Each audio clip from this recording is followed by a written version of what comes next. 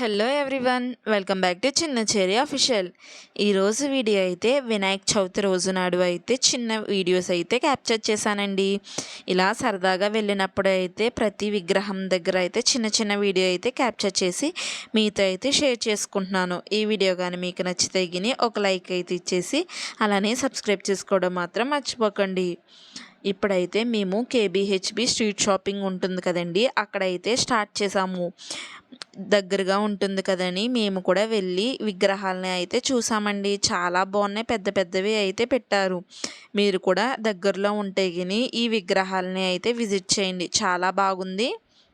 ఇప్పుడైతే మేము ఫస్ట్ ఒకదానికి అయితే వెళ్ళామండి. స్ట్రీట్ షాపింగ్ దగ్గర అయితే కొంచెం లోపలికి అయితే పెట్టారు.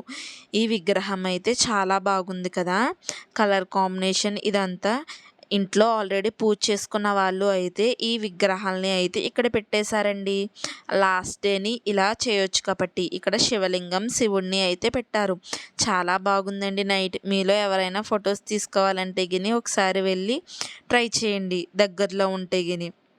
నెక్స్ట్ అయితే స్ట్రీట్ షాపింగ్లో ఉన్న ఇంకొక విగ్రహంకి అయితే వెళ్ళామండి.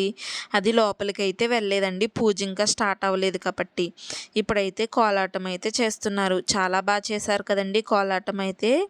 ఇది ఓన్లీ సేల్స్ మ్యాన్స్ అయితే చేశారు, కానీ బాగుంది.